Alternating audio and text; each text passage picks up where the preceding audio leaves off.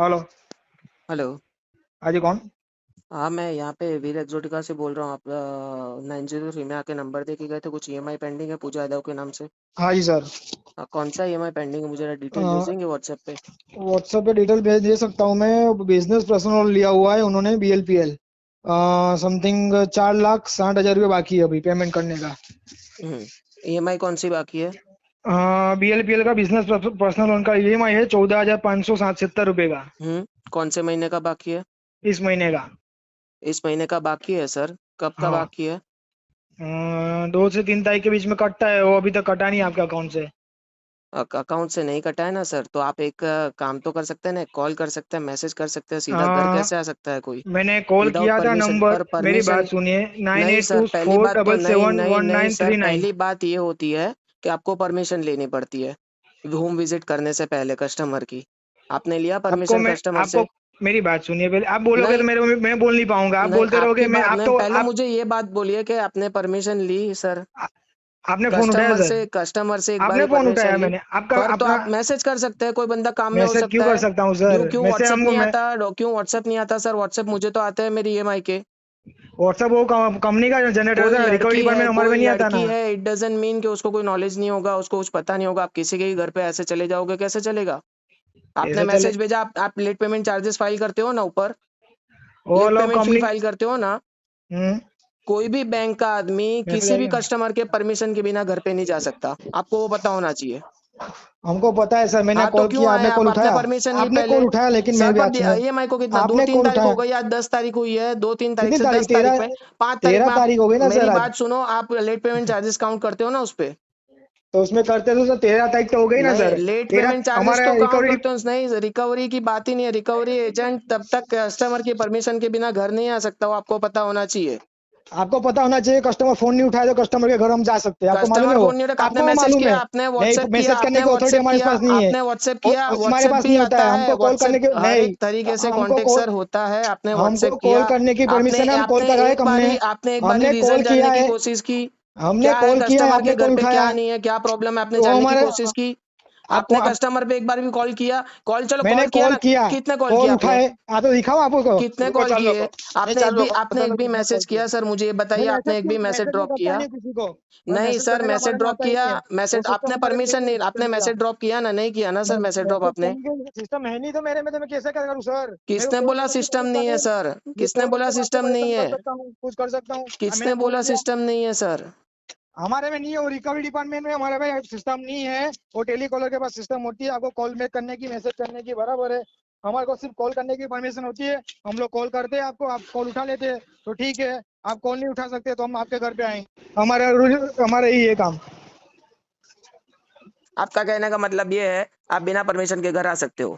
ये रिकॉर्डिंग मेरे बिना पास पड़ी है, ये रिकॉर्डिंग मेरे पास पड़ी हाँ। है सारी। रुको, रखो अब ना मैं सर, बात करता रिकॉर्डिंग हूँ। करो ना, हमारे पास भी रिकॉर्डिंग होता है। मैंने आपको कॉल किया, हमने अरे आपको। सर, मैंने बात की ना, मैं तो कस्टमर के बिहाफ से बात कर रहा हूँ। मैं बोला ना, मैं घर पे आया और मुझे पता चला।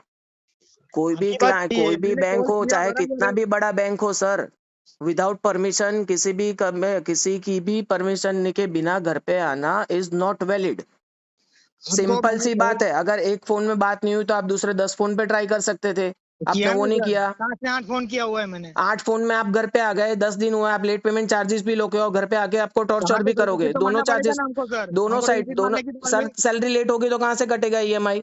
त्योहार वो था तो ना, होली थी ना सिर पे। ओ सर, हमारा तो है नहीं। एक के बाद एक हॉलीडेज थे ना, इसलिए होली थी इसलिए ना। हमारे पास तो तो है नहीं, आप हमारे पास आपको जब कुछ पेट समझना आता है? है। एक काम करो ना, रिकॉर्डिंग पर मैं मेरे हिसाब से करूंगा बात खत्म बस। आपका ईएमआई पेंडिंग है ना, वो मैं देख लेता हूँ, चलो बस। कब कराओगे वो बता दीजिए अभी। वो मैं अभी रिप्लाई नहीं दूंगा, मैं पहले वाला इंक्वायरी करूंगा पूरी आईडीएफसी में क्या सिस्टम है क्या नहीं है, बाद में हाँ। मैं आपसे बात करूंगा। आप चाहते तो आपको मैनेजर का नंबर दूं, आपको अरे दूं नंबर? मैनेजर का मैं खुद निकलवा लूंगा सब अब। मेरे अच्छा इतना ठीक तो है, है तो फिर काम, आप मेरे इतना तो है मेरा काम कि मैं करवा लूंगा सब कुछ अब। है ना? आप थोड़ी पेशेंस ठीक रखिए अब। है। Okay okay. और है आप ना? अभी आप करने वाले हो, ऑनलाइन करोगे कैश करोगे वो बता दीजिए मेरे को, बाद में मेरे को आपको घर में परेशान करने का कुछ होए नहीं।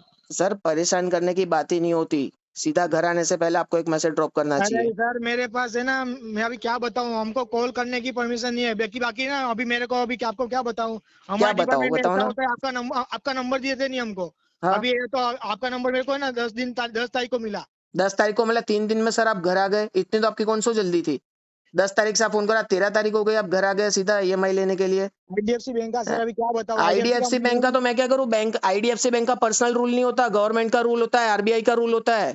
वो आपको आरबीआई के मालूम है, रूल्स एंड लेकिन रेगुलेशंस देखो होते हैं, देखो आईडीएफसी हमको के पर्सनल रूल्स एंड रेगुलेशंस नहीं होते सर। आपकी बात समझे? बराबर है। हाँ तो आपकी बस, तो आप है आपकी ना, सच आप है ना, है। हाँ तो बस, तो आप ऐसा नहीं देखो मैं मैं आरबीआई आपको के यहाँ अकॉर्डिंग पे कुछ चलूंगा, नहीं देखो। आईडीएफसी के अकॉर्डिंग नहीं चलूंगा। मैं लेट कोई पेमेंट चार्जेस भी पे कर रहा हूँ, आपने 10 तारीख को नंबर लिया है मेरा, 3 दिन में आप सीधा घर पे आ रहे हो, वो चीजें एकदम अनएथिकल है। आप पे आपकी प्रेशर बात, होगा, आपका मैनेजर प्रेशर डालता है, वो मेरा लुकआउट नहीं है। पैसे लेके कोई भाग नहीं गया है बंदा।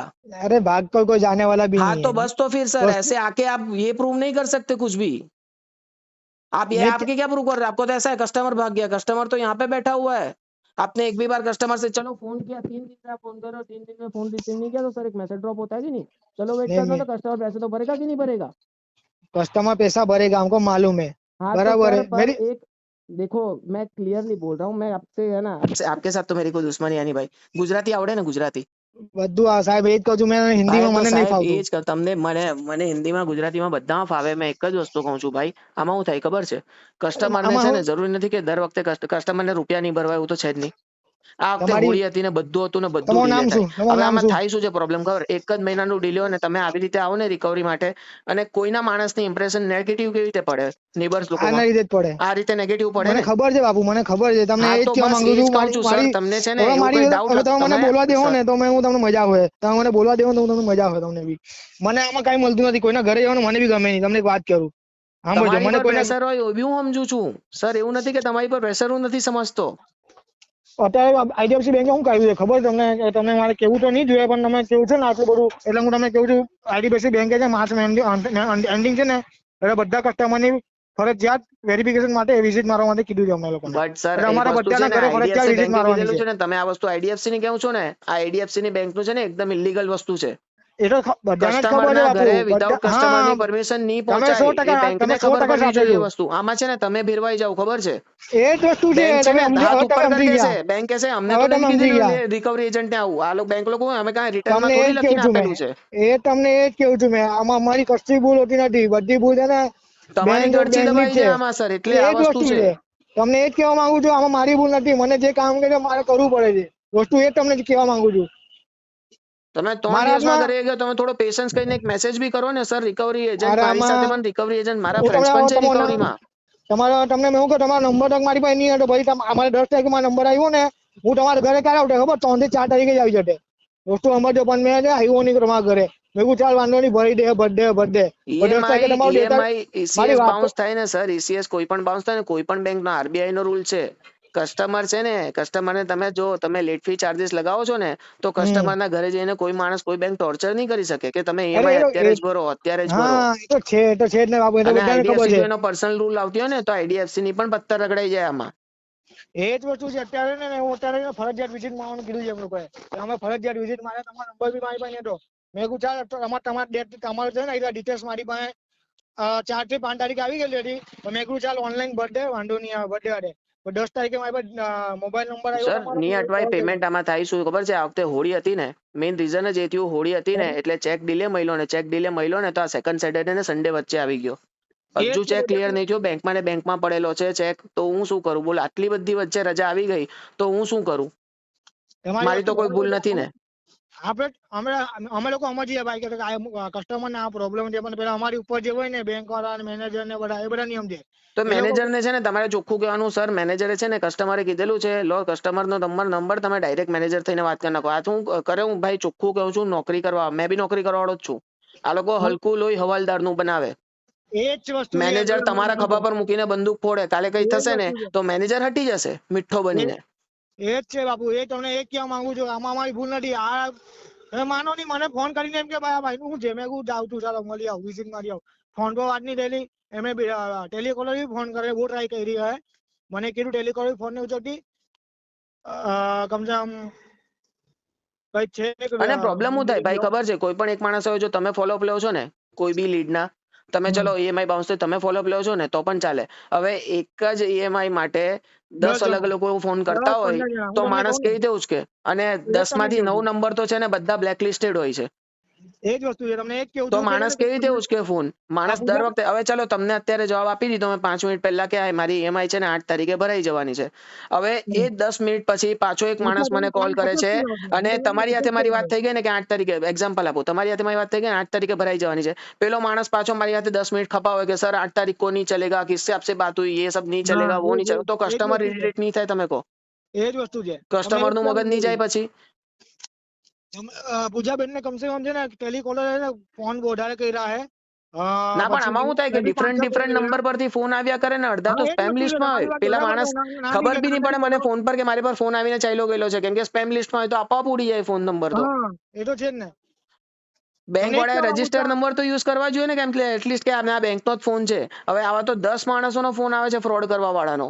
એ તો આવે જ છે ને બાબુ, કાં ના છે? તમારી પર જ આવી રીતે આવે તો તમે પોતે જ જોબ કરતા નહીં ઉચકો ફોન. અમે બી ખુદ નહીં હોતી અનનોન નંબર હોય તો અમે બી નહીં ઉચકતા. એટલે જરાક જોઈ લો સાહેબ. અને આજે ને EMI જો આજે છે ને 9 તારીખ સેક્રેટરી સેટરડે હતો. આજે સવારે ચેક ક્લિયરિંગમાં જશે, કાલે ચેક ક્લિયર થઈ જશે ને તો મેં પહેલા છે ને મારી પૂજા ફિયોન્સે થાય છે, મેં પહેલા એને જ પૂછ્યું. મેં કીધું કે તારું કયું EMI બાકી છે? મેં કીધું IDFC વાળું કોઈ કપાઈ? મેં કે ના, બધા કપાઈ ગયા છે, મારા બેલેન્સ 0 છે. કેમ કે એનું IDFC નું અકાઉન્ટ જ ચાલે છે, 25,000 નું તો અકાઉન્ટ ચાલે છે. 25,000 મેન્ટેન રાખે છે દર મહિને, તો બી એ કસ્ટમરની IDFC બેંક ઇજ્જત નહીં કરતી હોય તો પછી શું કામનું? 25,000 નું અકાઉન્ટ મેન્ટેન રાખવા વાળા માણસની ઇજ્જત નહીં કરતો હું કામનું? મેં એકવાર તો પણ પૂછી લઉં છું કપાઈ છે કે નહીં કપાય, કે આ મહિનાનું. મને સામેવાળા એમ કીધું 2 મહિનાની પેન્ડિંગ છે EMI. મને આમાં 2 મહિના બતાવે છે, એટલે લોટ 2 બતાવે છે. લોટ 2 નથી, બધી પે થઈ ગયેલી છે, તો પણ એકવાર કરાવી દો. આ મહિનાનું જ કદાચ પેન્ડિંગ હોય તો. અને મને તો એટલું કીધું કે આ મહિને પણ નથી, કપાઈ ગયેલી છે કદાચ. ગયા મહિને છે ને લેટ પેમેન્ટ કર્યું હશે ને, લોટ 1 માં લોટ 2 માં નીકળી ગયો હશે કેસ. માં ચાલતી એવું મારામાં લોટ 2 બતાવે છે, એટલે 2 મહિના બતાવે. ના 1 મહિના, આ મહિનાનું જ હશે. ગયા મહિના તો ક્યારનું થઈ ગયેલું છે. મારામાં લોટ 2 લખેલું આવે છે. ના એક તમે છે ને મેનેજરને ક્લિયર કરાવો, 1 જ મહિનાની છે. હવે આ બધી વસ્તુ કોઈ પડોશી આવીને કહે તો પડોશીની સામે હું ઇમ્પ્રેશન નહીં? તમે એ તો શેર સમજો યાર. તમારી બરાબર છે, અમને બી ખબર નહીં હોય આ વસ્તુ. પડોશી કોઈ આ વસ્તુ કહી જાય તો હું ઇમ્પ્રેશન રહી? વસ્તુ બરાબર છે તમારી બી. આ નિયમ છે ભાઈ. હવે અમારા હાથમાં જે હોય અમે તમને મને ઉપરથી જે ઓર્ડર આવે એ પ્રમાણે ઓર્ડર ફોલો કરીને અમે ચાલતા હોય બાપુ. ના છે, હું તમારા ટચમાં રહું છું. એકવાર પૂજાને વાત કરીને બધું ક્લિયર કરીને તમને પાછો રિવર્ટ આપો. તમે જો એક જ EMI નું હશે ઇશ્યુ, તો પણ એક જ હશે તો હશે, એક જ હશે. મારામાં લોટ 2 જ એકવાર ક્લિયર કરાવો, એકવાર ચેક કરાવો. મારામાં લોટ 2 જ બતાવે બાપુ. ના તો હું ચેક કરાવું, હું તમને મોકલું ડિટેલ. વાંધો નહીં. અત્યારે ના કાઢી કોઈ બી એક મહિનો હશે. કેટલા મહિનાની લોન ચાલુ છે ને કઈ ખબર તમને? હમણાં જ ચાલુ છે, લગભગ સપ્ટેમ્બર ઓક્ટોબર થી. હા, તો કોઈ લેટ પેમેન્ટ થયેલું હશે કોઈ એક મહિનામાં.